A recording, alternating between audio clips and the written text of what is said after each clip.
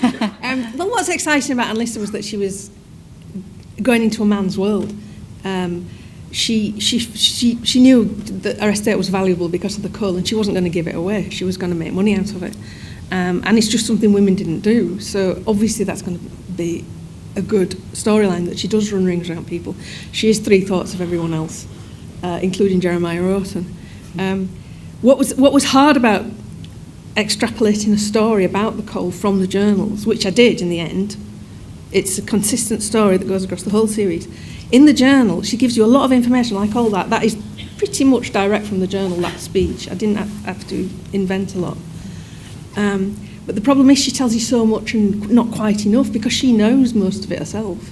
So while she gives this fantastic detail, like I didn't know what a corv was. I don't know, the first time I'm transcribing that, I don't know what she's on about.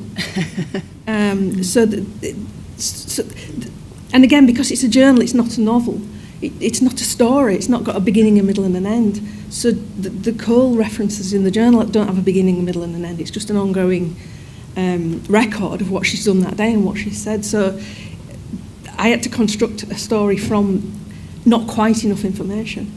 So I mean, we did quite a lot of research, and we got a guy on board who knows a lot about mining in Yorkshire in the 1830s. But I hope it is an entertaining story. I bet he was surprised that he was being called up to consult on a BBC One drama. Yeah, well, I don't know. I mean, he was fascinated about the subject. So. Yeah. But it was filling in holes where she just doesn't tell you quite enough all the time. So for me, it was filling in gaps. And you really get a sense of her intellectual force in that scene. How do you think she was able to operate in that world as a woman at that time? Do you think it was by force of her personality? She was phenomenally intelligent, Annalisa. She was fascinated by the world and everything in it. She was really curious. She loved information. She read as prolifically as she wrote. She could absorb complex information. She could turn it around very quickly, and she could utilise it very quickly. So that, in a way, what you see in the storyline is that at the beginning of the episode, she talks to James Holt about mining. She picks up a lot of information very quickly, and then, towards the end of the episode, she can turn it around and do that. So it was just trying to dramatise this woman who can really turn information around quickly and use it very effectively. And we saw shabby little Shibden there. It doesn't look too shabby, but Suranne was She's a snob. She's a total snob. Yeah. But did it really give you something to be in her actual house? Because I can't imagine it was the easiest place to film. Mm. I think we were allowed some places, and then other places had to be recreated in studio because the floors wouldn't have taken the cameras and stuff. But I mean, right from our very first visit, 6 months before we started filming, probably. So Sally introduced me to Shibden and the grounds, and then all of Annalisa's. You took me right up to where the coal mines were, where Anne Walker had her house, and we really stomped the grounds. So I felt like I was just a part of it. And there's a scene where she says that she's going to re-landscape the whole of Shibden, and then, of course, being on Shibden. And my son was 2 at the time. We used to go there because there's a calf there, and there's a boating lake, and there's a kids play park. So my husband or my nanny and my son could come and visit and then go to the park. So I just being there was great, and he ended up calling it Mummy's Park rather than Shibden's Park, and I was like, quite right, yeah, let's go to Mummy's Park. And we built the chaumière on the land, which was a little shed, as Marion would call it, that she built for Anne Walker. So we could build that in the ground. So it was lovely. It was really magical. But I remember there's a land train, and so with tourists on that get taken round this, and this is the Shibden, and this is this, and this is the boating lake. But so I get a bit hemmed in. So at lunchtime, you're supposed to get where everyone can see you. You're supposed to get in the car and get taken down, away from the public, down to... I'm like, no, I'm fine. I'll walk down the middle. It's fine. And so I became like a bit of an attraction for the land train. waving at the people on the land train. Like, so they were just like, "Is that? Yeah, that's Suranne Jones. She's playing Anne Lister, and she should be in, you know." But I just felt like it was.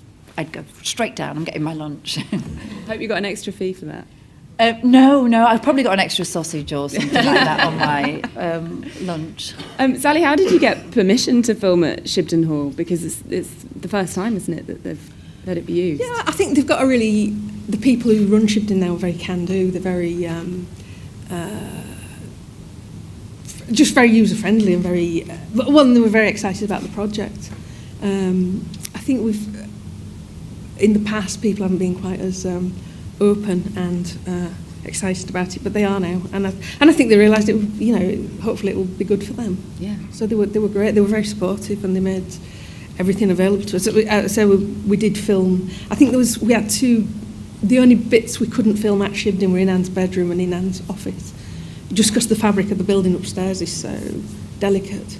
So everything downstairs is real, and again, it just added to the quality of the show that we could follow. We used Steadicam a lot, obviously, to keep up with Suranne because walking so fast, which again gave a real energy that we're often behind her, we're often following her from room to room, right from outside through the barn, through the courtyard, through the house. So it gave us a real. I just think you get a really strong sense that house is such a character, and it really comes across on screen. So they were great to work with. They were wonderful. Should we go back into the house and look at the final clip? And let's see Anne with her family and how she eats with her family. Suranne, how much time did you spend arguing with Gemma Whelan? Well, Gemma is so funny naturally, so kind, so supportive, so good to be on set with, so generous. Like, she spends all the time saying, "That was really good, that was really good."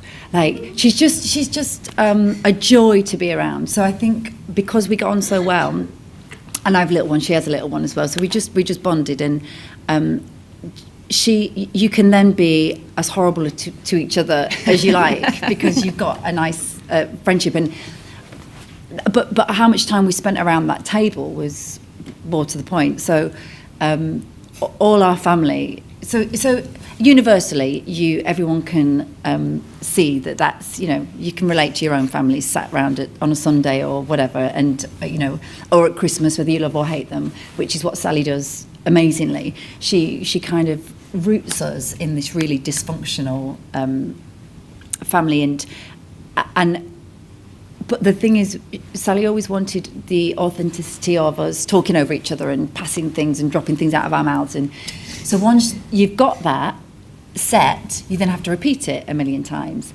And there's two older actors there as well that, sometimes you have to get it done quicker than if we had younger actors around the table.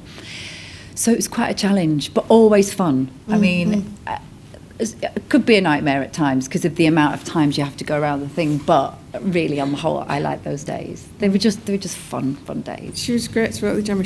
I always got the feeling that there was this joke that she was always trying to upstage you. Yeah. In the way that Marion would always try and upstage Anne and just never ever could, because how could you upstage Anne Lister?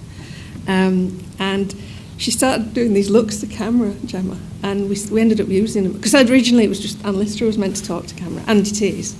But then Gemma sneaked a few looks in, and for fun, and I thought, we'll use those. But you do like bickering sisters in your shows, don't you? Well, they're always good value. and again, it goes back to the diary. It's very truthful. Anne and Marion did have a very difficult relationship. You feel underneath that they probably did love each other like sisters do, but they just could never ever be articulate about that. There's so many, and of course we've only got it from Anne Lister's point of view. And reading between the lines of the journal, I often feel sorry for Marion because she's never going to get the better of Anne Lister, her sister. So I felt it was ripe for a comedy and dysfunctional, at home with the Listers. Because Anne is not particularly kind to Marion here, and we were talking about her being a snob earlier, and I think you get a sense of her snobbery from this scene a little bit. Was it important to include that side of her, the kind of the snobbier completely, side? Yeah, because I think the thing about, the great thing about Anne Lister, why she's a great character to dramatise, is she's a mass of contradictions. She's very, Annalisa was very down to earth, but she was also very mercurial. She was a chameleon. She was somebody who could talk to anybody on any level. She's actually quite difficult to describe in many ways.